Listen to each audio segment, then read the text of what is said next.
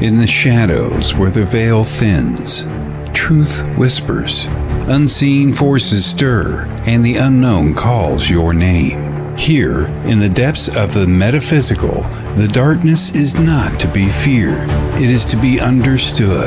But beyond the night, there is also light. For every shadow there is a glow, for every question an answer waiting to be found. We walk the line between mystery and revelation, between fear and enlightenment. Welcome to Lumino and Umbra, where we embrace both the seen and the unseen, the dark and the divine. Dilik Aktan, your guide on this journey beyond the veil. Together, you will discover the secrets of the metaphysical world, step by step, shadow by light. Now, here is your host, Dilik Aktan.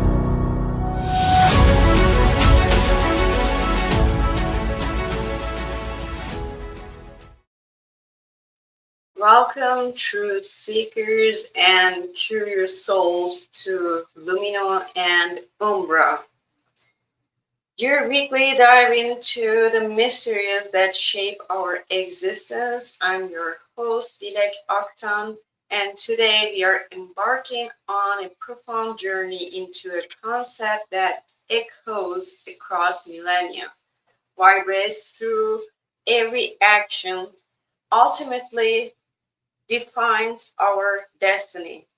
We are talking about karma today. And it's a word we hear often, sometimes flippantly, sometimes with reverence. What goes around comes around, they say. But is karma merely cosmic payback, or is there a deeper, more intricate dance at play? Today, we are going far beyond the simplistic definitions. We'll explore how karma is understood, embraced, and sometimes feared across a tapestry of traditions, religions, and cultures, from the ancient Vedic texts to the wisdom of indigenous peoples, from the teachings of Buddhism and Hinduism to surprising parallels in Abrahamic faiths and beyond. We'll unearth the often overlooked light and dark side of karma, examining not just the consequences of our negative actions, but the profound power of positive karma and its role in spiritual growth. And here's a thought-provoking question we'll tackle. Can we truly influence other people's karma? What does it mean to be an agent of change, for better or for worse, in the karmic tapestry of those around us? But we won't stop there. For those drawn to the unseen currents of existence, we'll delve into the esoteric and occultist perspectives on karma, exploring hidden laws, karmic blueprints, and the subtle energies that weave our destinies. And prepare yourselves, because we'll also be uncovering some more rare and lesser known information about karma that might just challenge everything you thought you knew. So settle in, open your mind, and prepare to expand your understanding of the universal law that governs cause and effect. This is Lumino and Umbra, and this is our deep dive into the extraordinary world of karma. Everyone, first of all, I would like to start with my disclaimer with you guys before we start diving into the fascinating world of karma, okay? I want to be clear about a few things. The information shared in this podcast is based on a variety of sources, both verified and unverified, and is presented for informational and entertainment purposes only. It is absolutely not my intention to influence your or change your personal beliefs in any way. Your spiritual journey and the conclusions you draw are entirely your own, and you have the sole right to your own judgment and discernment on these topics. Please be aware that I cannot be held responsible for any personal interpretations or comments you may have regarding the subjects discussed. This podcast and any accompanying videos are intended solely for an adult audience of 18 years or older. If you are under the age of 18, please exit this podcast or video now. Thank you for your understanding and for respecting this disclaimer. Now let's begin. So, karma is a concept that originates from ancient Indian spiritual traditions, particularly Hinduism, Buddhism, Jainism, and later Sikhism.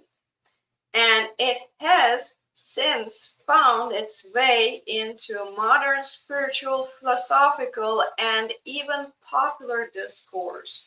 But before we start talking about these, I would like to give a little hint about. I'm pretty sure you all who are spiritual have heard the Hinduism and Buddhism before.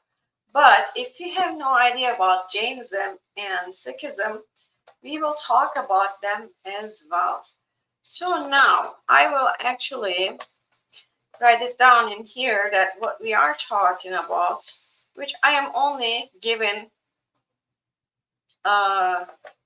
simple information about it. It's not just going to be the deep dive into the information of the Jainism and Sikhism. So we will be talking about them, so at least you can have somewhat ideas of these religions or the traditions, cultures, that what they are thinking about karma. Okay, so let's see right here, Jainism and Sikhism. Jainism, an ancient Indian religion centered on the principle of non-violence, which is called ahimsa, and the pursuit of liberation from the cycle of rebirth. Jains, which they're called Jains, believe that every living being possesses a soul and should be treated with respect and harmlessness. The religion emphasizes self-discipline, asceticism, and attainment of moksha. Moksha is the liberation. In the future, we will be talking about what moksha is. Moksha is kind of in a way like the nirvana. And the attainment of moksha through right belief, knowledge, and conduct. Non-violence part that is called, it is actually the central tenet of Jainism. Jains strive to avoid harming any living being, which extends to a strict vegetarian diet and careful consideration of actions. Oh, people who are here, welcome. Hello. I hope you guys are doing well. Hello, Robert. It's going pretty well. I just started right away talking about karma. So, yeah.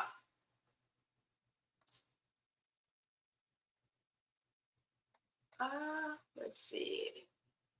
Right there, Hunter's Gathering saying that the fallen angels created liggers, Tigons, and Pleiades.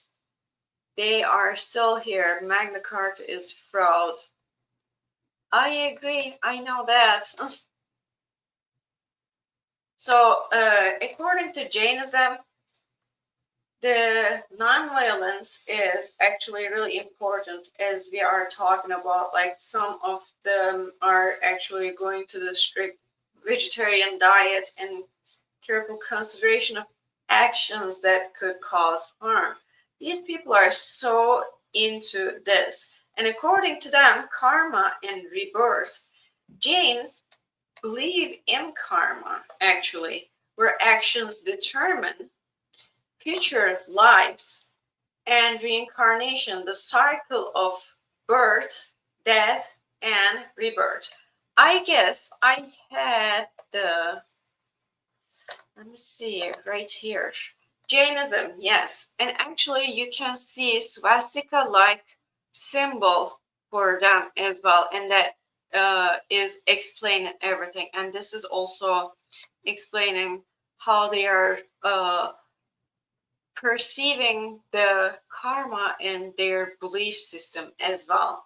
And you can actually check this out. It's really interesting. When I was actually looking at that, I didn't have a whole lot idea about the Jainism as well.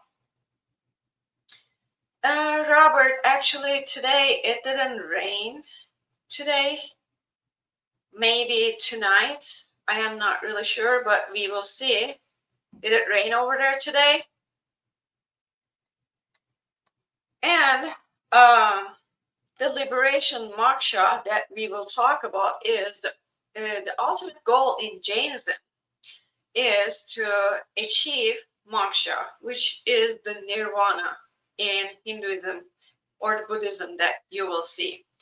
Liberation from the cycle of rebirth and the attainment of a state of bliss, okay?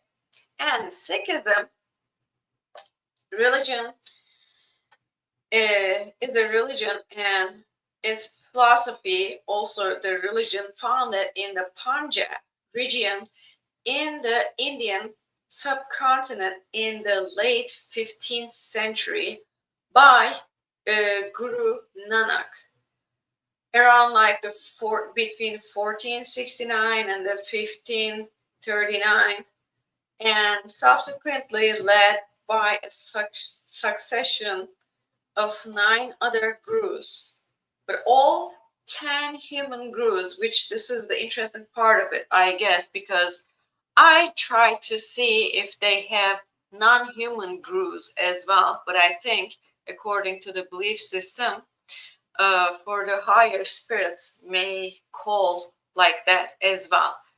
But even though I'm still not so sure about it, so I am leaving this information up to you. As I always say that, I would like you all to check this out as well and make your own judgment about it. The Sikhs are actually believing that they were inhabited by a single spirit. In Sikhism, karma is understood as the principle of cause and effect,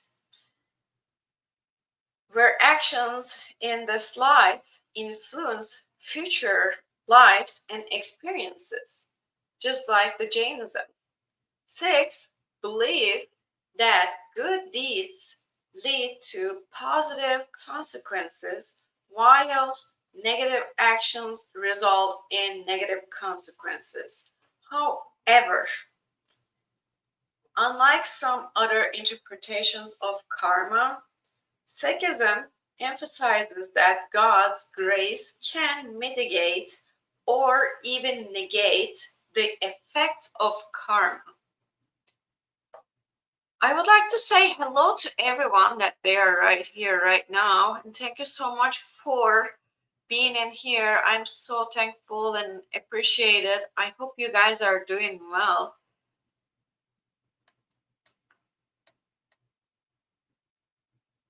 And if you have any other comments, feel free to do so. I would like to hear your comments about the karma and what you're thinking about it as well.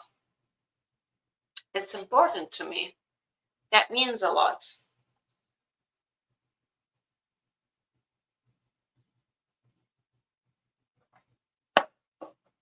All right, I will keep going. So the karma, actually, at its root, the word karma, which is from the Sanskrit, it is coming from karman, meaning action or deed, refers to the law of cause and effect. Every action, physical, mental, or emotional, generates energy that will return to the individual positively or negatively, either in this life or a future one.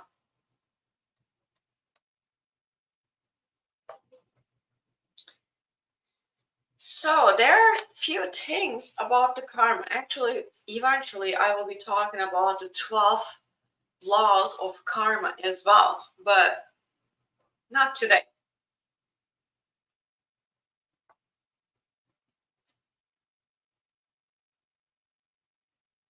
So some certain things that we will be talking about karma is one of the very first important things is that action and consequence.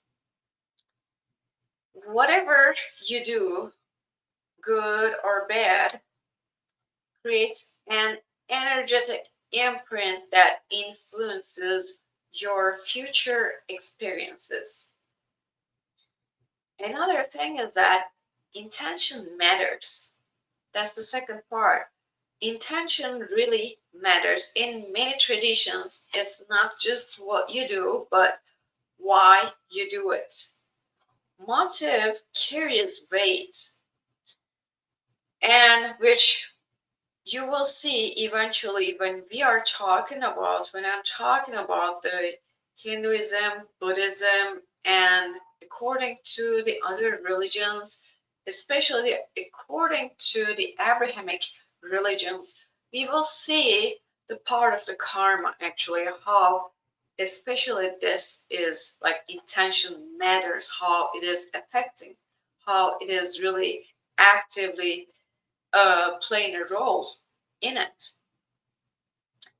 Rebirth and samsara. Okay, so rebirth is the part that we usually talk about. The rebirth and samsara is coming with the Hinduism and Buddhism. In traditions like the Hinduism and Buddhism, karma carries over through lifetimes, shaping our reincarnations until you reach liberation, which I have called this early with the name of moksha or nirvana. This is the part that I was talking about. Karma also is not a punishment. It is often misunderstood as a system of divine punishment. In truth, karma is impersonal and neutral, simply the unfolding of cause and effect. And also, you are the architect. How is that you are an architect? Is karma emphasizes personal responsibility.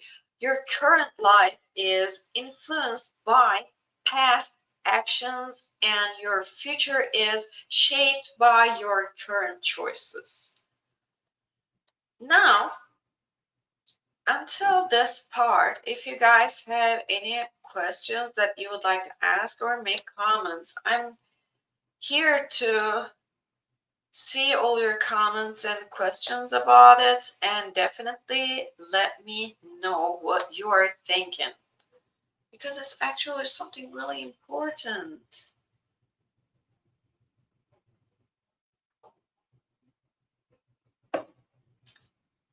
By that time, I will start talking about types of karma in Hindu thought, okay? Actually, I will be changing that, which we are coming to this one, okay? Types of karma in Hindu thought. Sanchita karma, accumulated karma from past lives. Prarabdha karma, which is on the right here, you can see that. Underneath this, it says purpose and reason for present rebirth. Yes, and actually, Prarabdha karma is the portion of Sanchita karma being experienced in this lifetime. Kriyamana karma, which is right on the left, you will see it. Karma you are creating now. This is Kriyamana karma is actually the representation of karma that you are creating now. Agami karma, which is in the way bottom, Agami karma,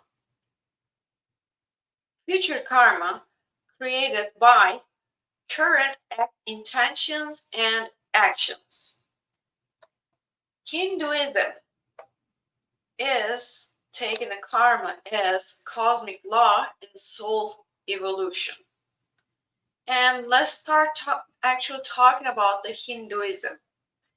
Hinduism is viewing the karma as a universal moral law governing cause and effect. It determines the cycle of rebirth, which is called samsara, and progress toward moksha, which is liberation, which is nirvana. Samsara in Hinduism and Buddhism is the cyclical concept of birth, death, and rebirth, driven by karma and desire, and resulting in continued suffering. It's a continuous cycle of existence, a wheel of life, where beings are trapped until they attain liberation, which nirvana in Buddhism or moksha in Hinduism that we have talked. So yeah, and Hinduism is perceiving the karma as karma is linked to dharma. Dharma is the cosmic duty and moral order. So they are thinking that karma is linked to cosmic duty and moral order, which is dharma. And there also is, I just put on the screen, types of karma. And I was just explaining a little bit ago, Sanchita karma is the accumulated past life karma. And on this one, it says pool of all karma, which that is acceptable as well. Prarabdha karma, currently the karma currently bearing the fruit, the fate, purpose and reason for present birth. Kriyamana karma, current actions shaping future, which is the karma that now we are creating at this moment. Agami karma, future karma being created with the current decisions and actions like that too. But it is the future karma.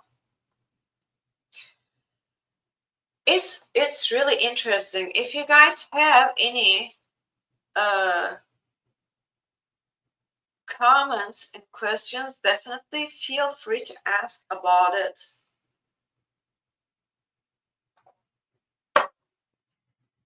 I will be actually doing this right here.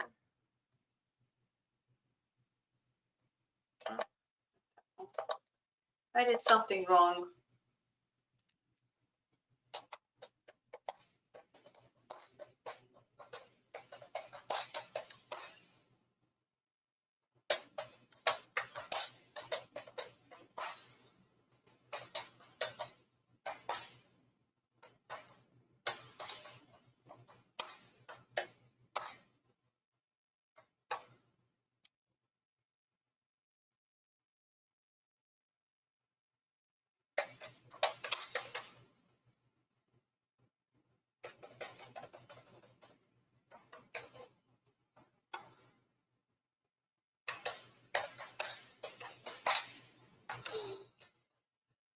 All right, here we go. I am also putting this, and I would like to show this as well. All right, so there are a few things about the concepts about karma that I would like to talk about it as well. Soul is eternal and accumulates karma. And actions, intentions, and ritual duties in some traditions that is called like the yajnas, pujas, and other stuff, all influence karma. Free will plays a central role, which I have talked about the free will part, especially on the very first part of the angels and demons. And I guess I had explained free will over there plenty enough to at least make even these subjects somewhat understandable based on the other traditions and cultures and religions as well. Free will is playing a central role, and karma isn't fate but a field of potential outcomes of it, okay? According to Buddhism, karma is intention and mind stream influence. Karma, which is coming from the word kamma, is primarily mental intention, which they call this mental intention as I'm not really sure how to say it, but setana or tetana or something like that. It is written with the C, which if you make your own free research about it, you will come across with this information as well. Karma fuels samsara, the cycle of rebirth that we were talking about it before. But there is no permanent soul. And liberation is the nirvana, freedom from the causes of rebirth, which we are talking about the karma again, how we were getting stuck in that soul cycles. Mind stream carries karmic tendencies across rebirths. Good or bad karma arises from greed, hatred, and delusion. These are the bad part of it. But on the other side, there's a good part of it. Good karma arises from the compassion, wisdom, and mindfulness. Meditation and ethical living are purifying karma, which in some traditions, religions, or cultures, we can also add praying as well. Karma is more psychological than cosmic. It's about transforming consciousness according to Buddhism. Jainism, which we were talking about it before earlier, karma as subtle matter bending the soul. They are viewing the karma like this. Uniquely, karma is seen as literal.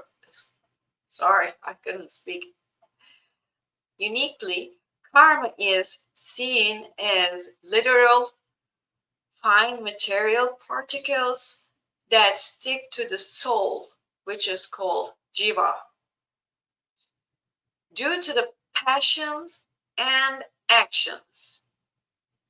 And according to Jainism, Jains, their goal is the moksha, which we were talking about it before is nirvana, complete separation of soul from karmic matter, karmic cycles as well. Karmic clouds the pure consciousness of the soul. Even good actions being karma. Only detached, passionless actions purify the karma. According to Jainism, liberation through strict asceticism, non-violence, truth, and celibacy is helping us to get liberated from the karma cycles or the karmic cycles. Highly detailed karma theory, over 100 types classified. So according to Jainism, there is like a lot of other karma definitions that we see it. It's not just like what goes around and comes around, like how we were talking all the time, right? So there are actually some practices, according to Jainism, that they suggest emphasis on self-discipline, fasting, non-possession, and non-violence can clear your karma. Karma is absolutely personal, no divine interference. Jainism is interesting, which when I was actually making the research about it, I actually got very fascinated with Jainism. Not just how they perceive the karma, not just what their perspective about karma, but I'm also thinking that in a general way, in a religion way, is actually interesting. There is actually a similarity with Hinduism and Buddhism, but there are actually some differences that are like very little differences that is differentiating Jainism from like compared to the Hinduism and Buddhism.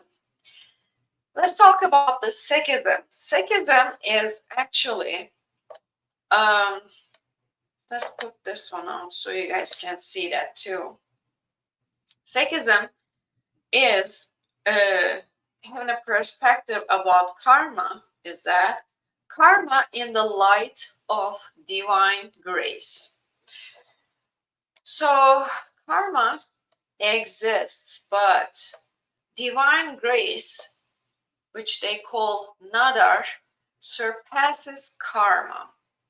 The goal is union with the God, what they call is Vahaguru, not just liberation from karma. So they are actually trying to reach to the God, not just the liberation from karma. And karma explains the condition of current life and rebirth according to Sikhism. But true liberation comes not just from doing good, but from meditation on God's name, selfless service, surrender to divine will, which each one of them are actually called differently. Meditation on God's name called Nam Simran, selfless service called Seva, surrender to divine will part is called as hukam. And karma is not absolute.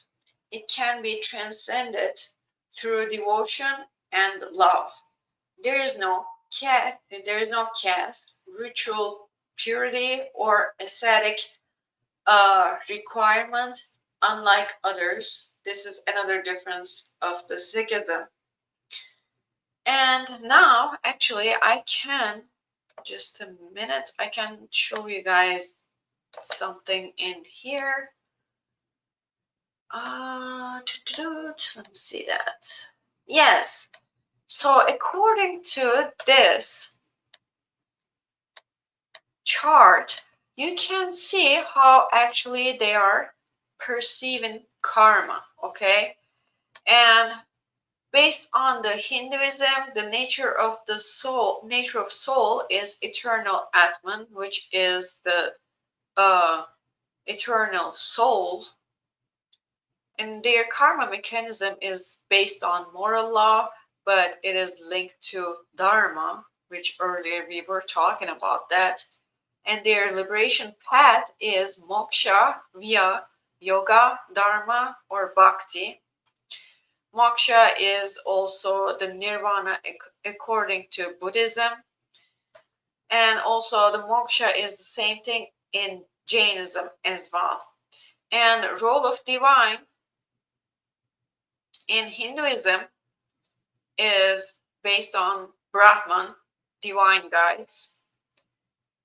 Buddhism, as you can see, the nature of soul, no permanent soul, anatman, which we can see that. Karma mechanism in Buddhism is intention, shapes, rebirth, and the liberation path is, we have been talking as the nirvana via wisdom and meditation, and the role of divine is not central. Jainism, according to Jainism, the karma is eternal jiva. The nature of the soul is eternal jiva, which I was talking about that. Karma mechanism is the karma is sticky matter. It sticks on you. Liberation path is the moksha via total detachment. That's the difference from the Hinduism. And the role of divine is no creator God. And Sikhism has nature of soul part of Vaheguru. That's what I was talking about, which they call as God. That's their God. Karma mechanism is, according to Sikhism, karma exists but is overcome by grace. And the liberation path, according to Sikhism, is union with God via devotion. And according to Sikhism, the role of divine is central, but it's loving divine. Yeah. Oh, what am I doing? Sorry. I was just messing with my computer too much, I guess. All right. Yeah. So until this part, if you guys have any comments or questions, feel free to ask anytime, or feel free to shoot your comment on the comment section as well. I love to see that.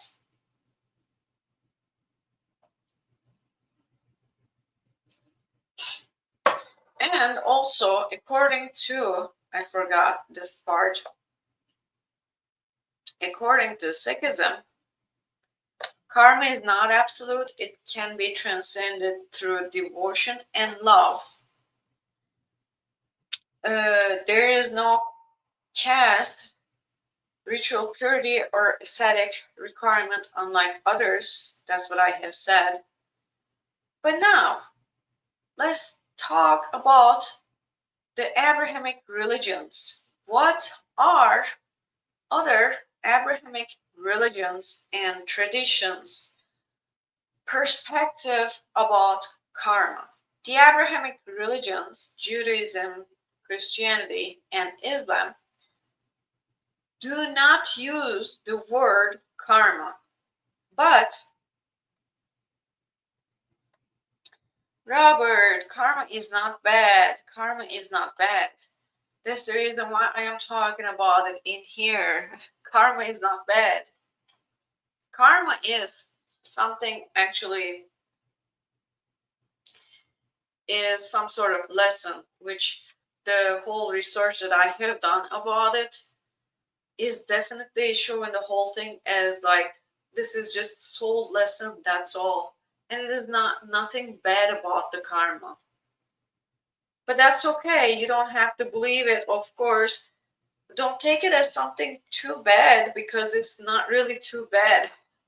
It's actually something, some sort of like soul lesson that our souls need to learn and get over with all those soul lessons and stuff like that, which is coming with our soul contract. Kind of, in a way. Well, that ink is, then it is your birth chart in the first place, because when you're coming to the earth, or when you're coming to this world, this reality, we all are doing the soul contract, right? And on that soul contract, actually, you are signing your karma and what you're going to go through, which eventually I will be talking about it, because I have made a research about the karma based on astrology, how astrology is actually having a perspective about karma, and how it is coming through the birth charts to us as well. So, the Abrahamic religions don't use the word karma, but they have parallel concepts that mirror the ideas of moral cause and effect, which is right here. You can see that. Divine justice and responsibility for one's actions. So, Judaism is having a perspective about karma is as ethical accountability and divine justice. So while karma is not a Jewish concept, Midah Kneget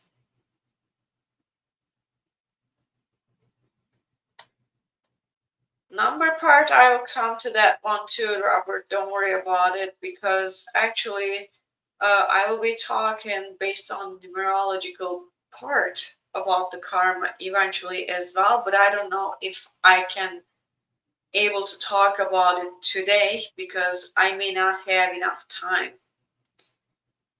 So, Midah Knecht. I will write it down in here so you guys can also understand what I'm talking about.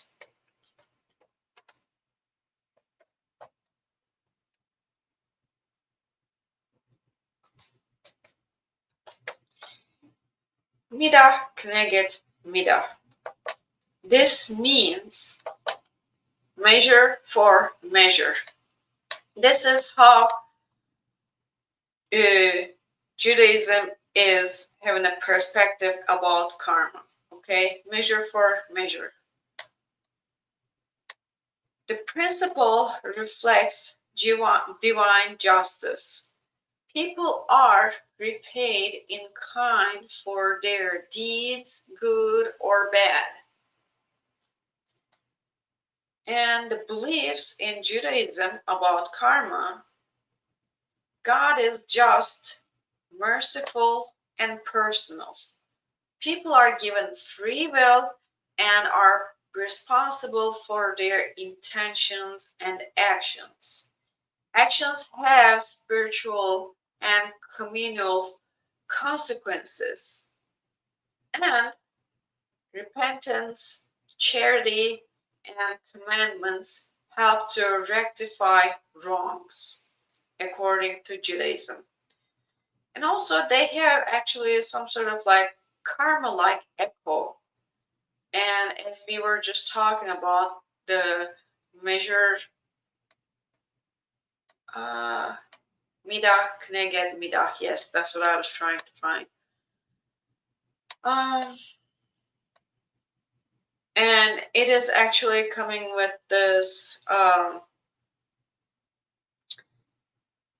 part from the Mishnah Sota, chapter 1 and the line 7th, I guess, if I'm not wrong. If I'm not reading it wrong. The way you measure for others is how you will be measured, which I agree with this a lot, even though I am a Muslim, but I believed in this all the time because how you have a perspective about others is actually going to become the perspective about your own, and eventually that actually literally happens. Okay, Christianity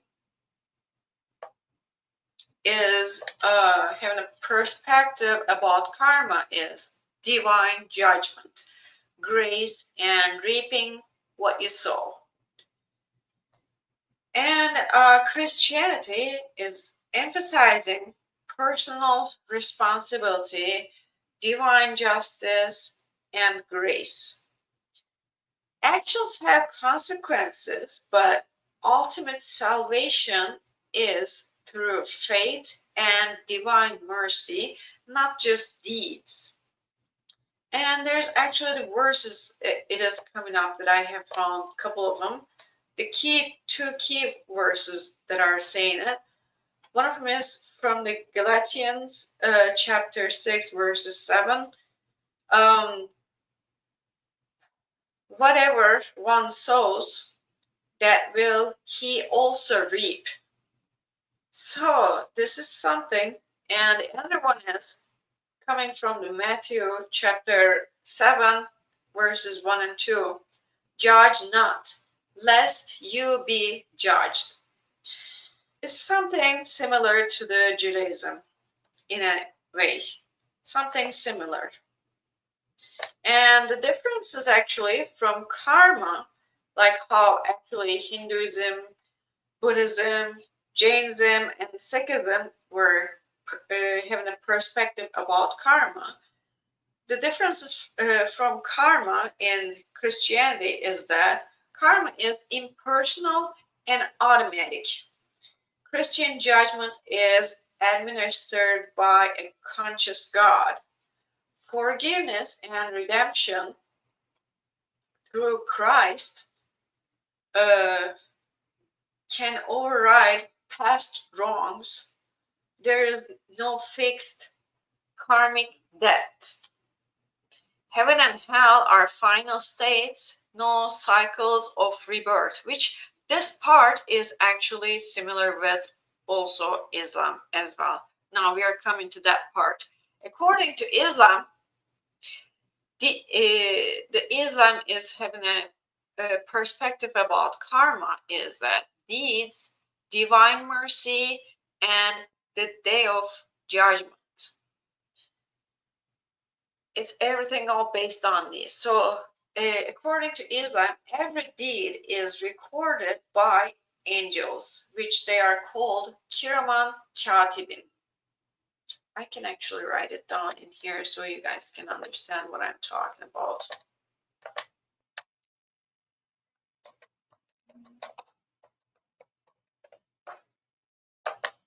Right here. According to Islam, every deed is recorded by angels that are called Kiraman Katibin. On the day of judgment, Yawm al-Qiyamah, which is it's called, each person's good or bad deeds are weighed. They are weighed really. And there's different angels for that as well, according to Islam. And intention is critical, similar to Buddhism's focus on motive. So the intention according to Islam, that is called niyah or niyat. Okay.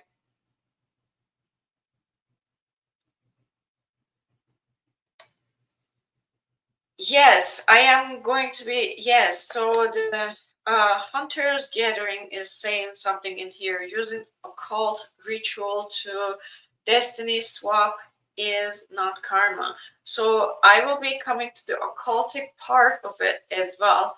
Occultist part is esoterical, and occultist part is actually very interesting about karma.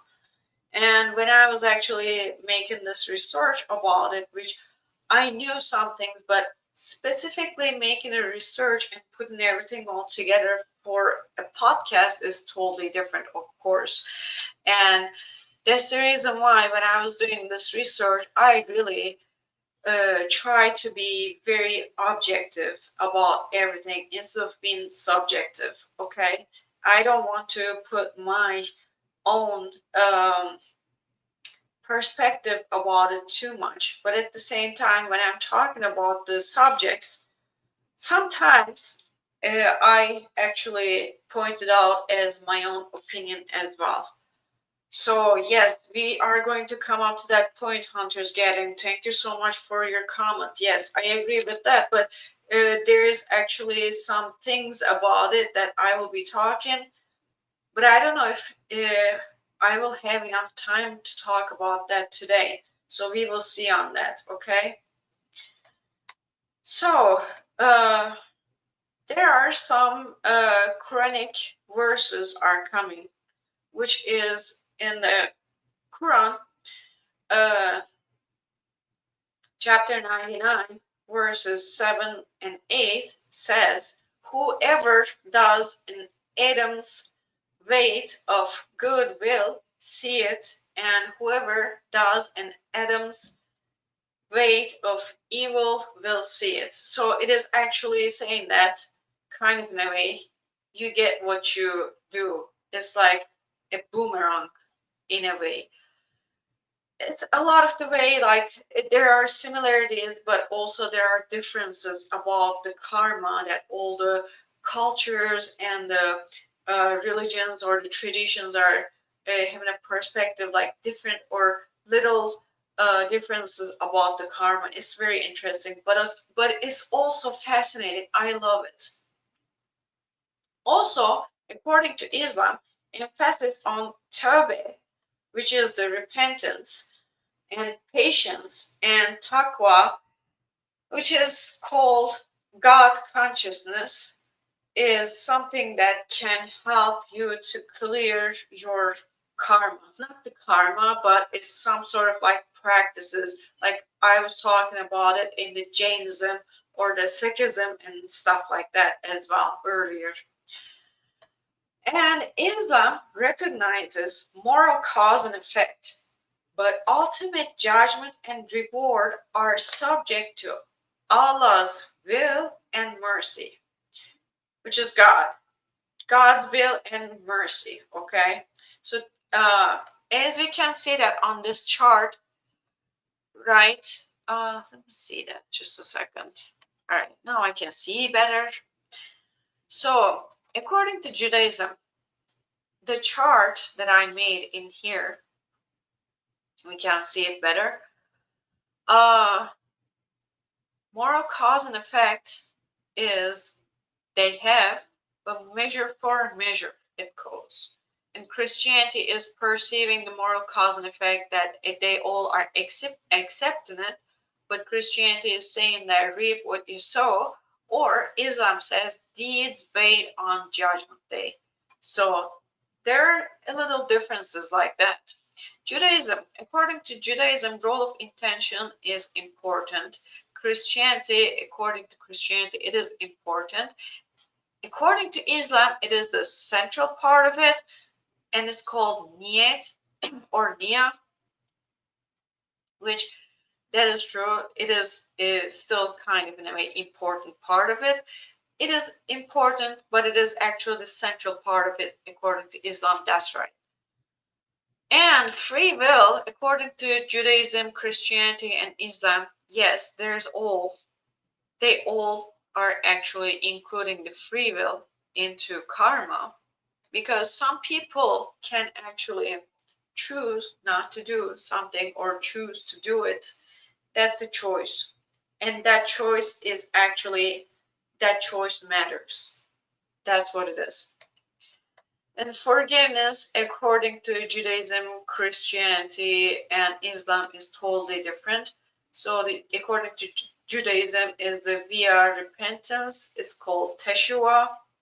Christianity, according to Christianity, is through Christ's grace. And according to Islam, is through Allah's mercy.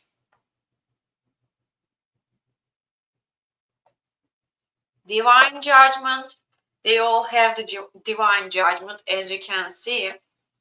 And sorry, I will hide this so we can see better. Just a minute. All right, now we can see much better. Sorry about that. Divine judgment, they all have it. And according to Judaism, it is active and ongoing. According to Christianity, at death and final day. And according to Islam, is on day of judgment. Okay. And the rebirth cycles, they do not accept it. There is no rebirth or the cycles going on. And karma-like mechanism, according to Judaism, is not automatic. It is God-driven. And according to Christianity, as we see that, not karma, but justice and mercy. And according to Islam, it has karma-like mechanism. They have it, but with divine control as well. It is interesting, everyone. I love talking about all these subjects. And let's see. Long story short, let's talk about the Abrahamic religions real quick, and long story short part of it. Moral responsibility, consequences for actions, the importance of intentions, possibility for redemption and or forgiveness. These are all actually mutual things that as we see it on the Abrahamic religions. According to having a perspective about karma. The key difference lies in the role of divine agency, where karma is natural law of the universe. Abrahamic traditions emphasize a personal God who judges with both justice and mercy. That's what we see it. And now we are going to start talking about the astrology.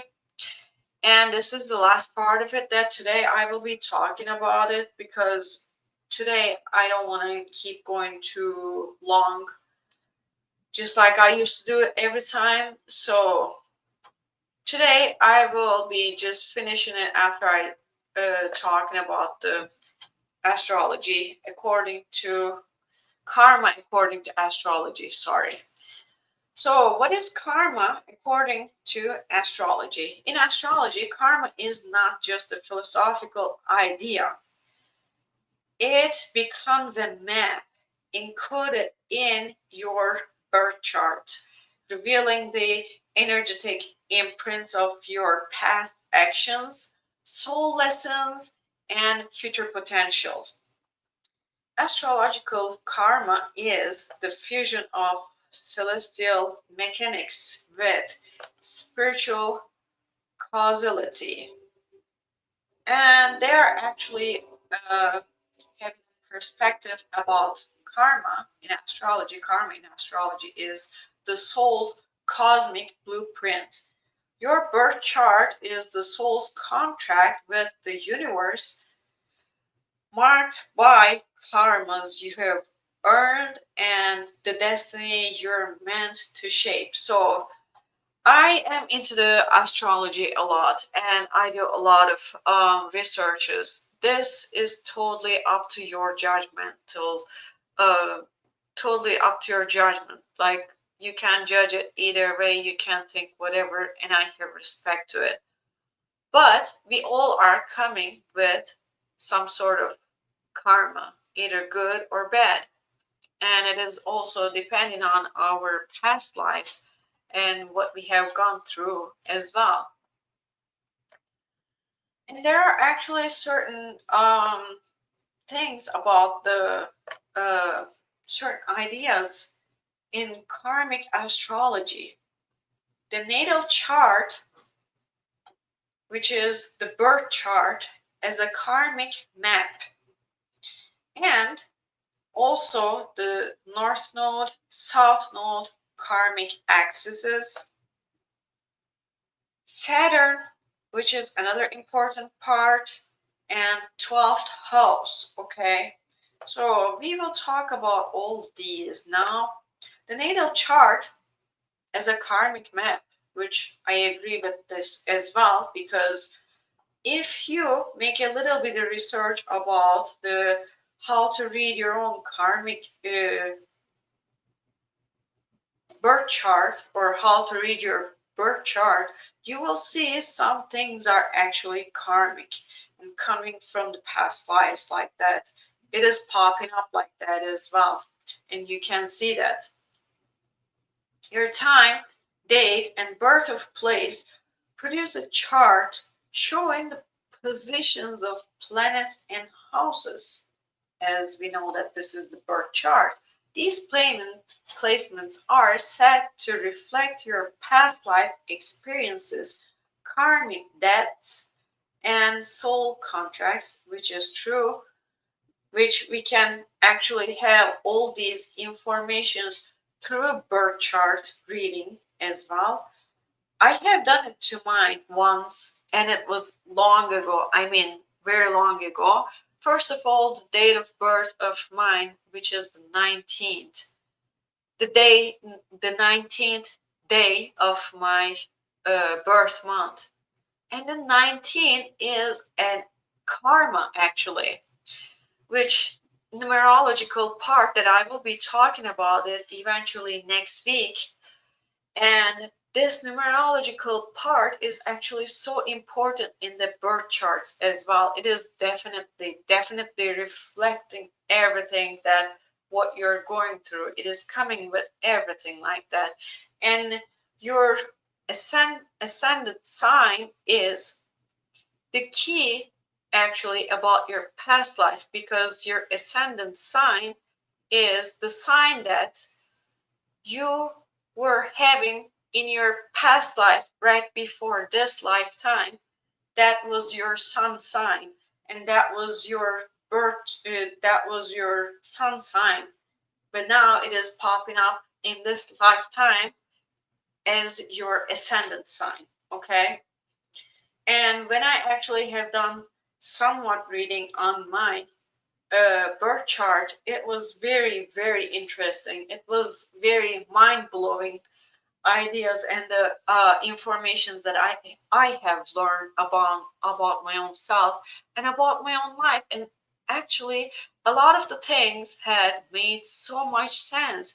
And if you have no idea about the karmic astrology or about your own karma or the soul contract, definitely go for it, because you will learn a lot. I mean, a lot of the things what you're going through right now, or what you are doing in this life, or what you have been going through, like since birth to this day, is going to make so much sense. I mean, so much sense. Everything is like coming in light in your head, definitely like that. So if there's anything, something that I highly can encourage for you guys to do is uh, have a natal chart, birth chart reading to your own self about your karmic debts and past life experiences and soul contracts. Okay, it's highly interesting. South node and north node. This is the karmic axis. South node, which is the Ketu in Vedic astrology, and according to the Chinese astrology, it is the dragon's tail. North node is called Rahu in Vedic astrology, and it is also dragon's head according to Chinese astrology. So South node is telling you the past life patterns, talents, and also the attachments and unresolved karma that you're going to have in this lifetime. North node, which is the north that you're supposed to be heading in this lifetime, in regards to your south node, if you want to get over with that unresolved karma. So the north node is the future destiny, soul growth, new karmic direction, where you're meant to evolve in this lifetime, okay? And the axis shows the pull of past versus the push toward future spiritual development. It's very interesting. If you get a actual reading about your natal chart, you will see all these things. It's really interesting. Also, the place of Saturn. Saturn is very interesting planet in astrology, also in reality, which eventually I'm actually thinking to make a make an episode about just based on Saturn, because Saturn is also occultist and esoterical and astrologically and all those subjects. Like Saturn is very interesting, and some say that Saturn is actually a trap, a soul trapping place or planet or whatever else you would want to call it. There are a lot of things about the Saturn that I would want to talk about, but in this part we will be talking about the how Saturn is actually affecting our karma. It's actually the karmic taskmaster. Saturn rules karma, discipline, consequences, and life lessons. And Saturn is just the chaotic. And if you don't go in flow with Saturn, you will get slapped with Saturn's karmic uh, consequences all the time, like throughout your whole life, okay? Where Saturn is placed in your chart shows where you must mature, where you're tested, where karmic work must be done to earn liberation in this lifetime. And 12th house. 12th house is another one which is called karmic reservoir, associated with past lives, hidden enemies, spiritual depths, and dissolution. Planets in the 12th house may point to hidden karma or spiritual service of your life.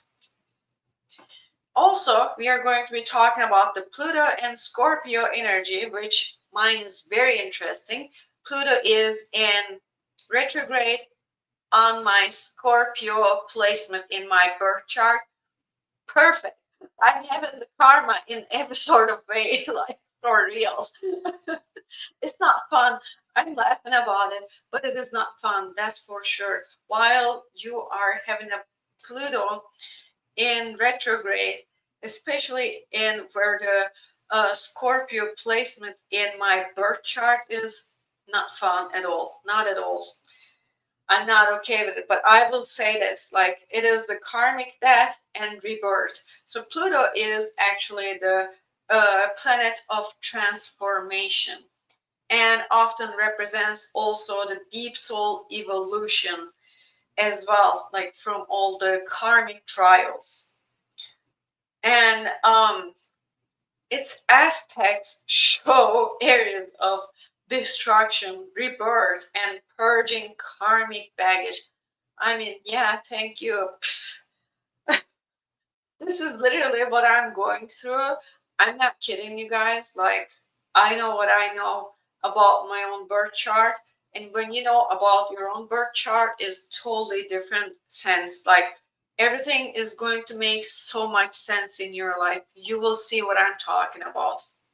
And you don't need to be a pro to do a little bitty reading on your birth chart as well. You can simply go on the internet and put your birth time, birth date, and birthplace, and you can get your natal chart.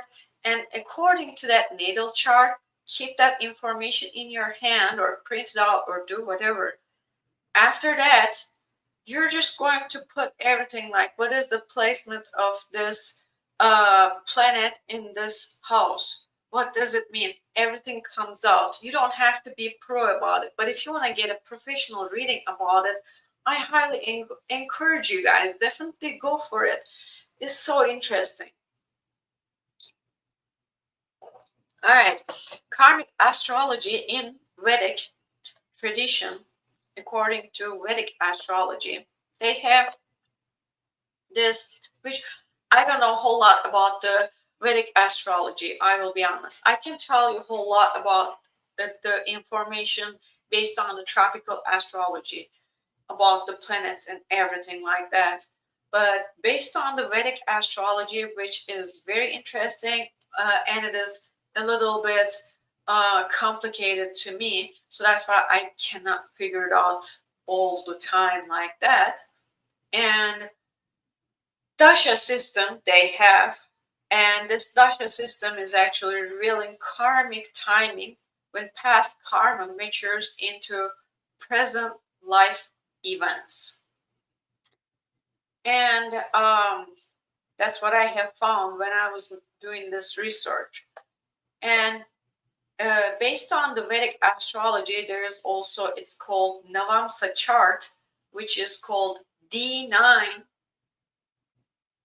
shows the soul's evolution, often used for spiritual karmic insights about your life. And Rahu and Ketu, which are the lunar nodes based on the tropical astrology that I was just saying, North Node and South Node, directly representing karma direction and spiritual residue. And Saturn and Shani Dev. So I don't know a lot about the Shani Dev, but based on the research that I have done, Saturn and Shani Dev, Lord of Karma and Time, which is Saturn, teaches patience, responsibility, and detachment. And if you look at your own birth chart, Saturn in the 7th house, for example, will be telling you that you're going to have difficulty in the relationships. And I can give another example for you guys, that South Node in Leo, 5th house, past life is a performer or royalty, now must learn humility and service. And according to South Node in Leo, North Node in Aquarius, that's how it is going as well. And the 12th house, if you have moon in there, emotional wounds and maternal karma from past lives, healing through isolation, dreams, or spiritual retreat and stuff. Gosh, my moon is in my 5th house. No, not in 5th house, sorry, in my 7th house. Yeah, that's another one, for example, for me, which there's another karma. But my South Node is Virgo and North Node is Pisces, so that's very interesting too. And according to me, for example, I love the comfort zones, and I don't like getting out of the comfort zone a whole lot. And I'm trying to get out of that mentality. But I actually kicked the heck out of that as well, mainly. Majority of it I did, for real. After I gave myself a birth chart reading like that, it was very interesting that it made me gain a whole awareness about the karma of my own. And why is this matters spiritually? Karmic astrology, because it is not about fatalism, but it is about awareness of your spiritual curriculum, healing old wounds, liberating the soul from cycles of suffering. It empowers you to transcend karma by making conscious, aligned choices, living with more awareness, compassion, and intentionality. I was trying to get a sample birth chart, karmic birth chart for you guys, but I couldn't do that, unfortunately. Sorry about that, but so far I can talk about the karma just like this. And in the upcoming show, I will be talking more about the occultic, spiritual, esoterical, and numerologic. I can't say it. Boop.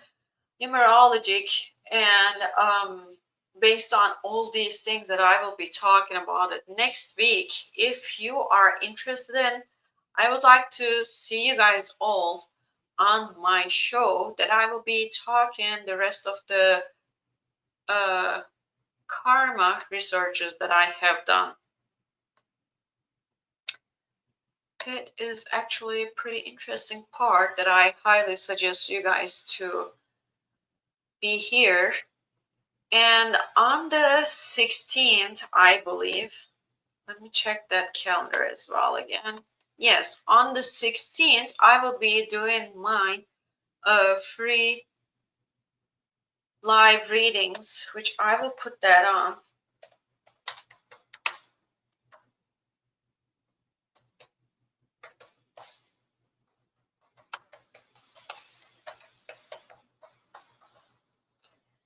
And you guys can show up for that as well.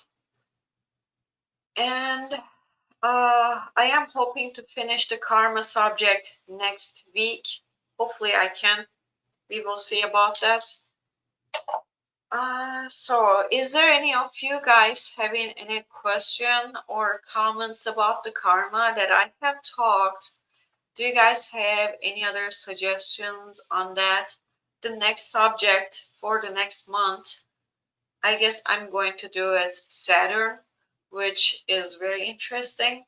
Not just astrologically, it is also interesting based on the occultism, esotericism, and astrology, and even in a spiritual way as well. So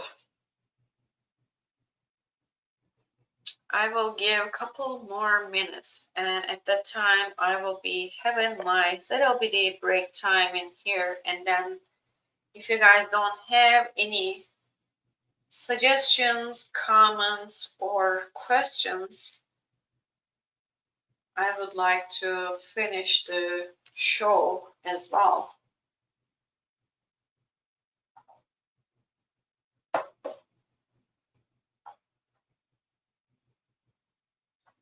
Whew.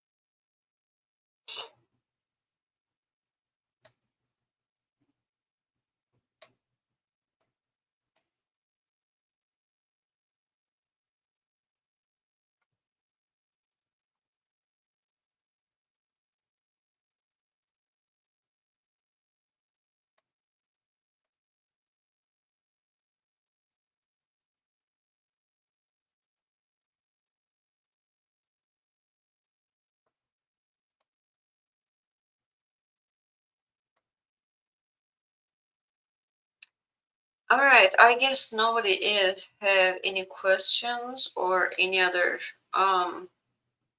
comments about it. I would like to finish the show if you guys don't mind me. Thank you so much for being in here, my little birdies of my spiritual nest. Thank you so much for being in here, joining me for the subject that I have talked about, which was karma. I will be talking about it next week, which will be continuing part of it. It is going to be coming with the rare informations about karma. If you would like to be in here next week, please show up in here and join me at 6 o'clock CST, 6 o'clock p.m. CST, Wednesday. I would like to see you guys. And as I have reflected it on the screen, on the 16th, I will be doing the free live readings that I would like to see you guys all in here with your questions as well. Thank you so much for being in here and joining me. I will see you guys later. Bye-bye.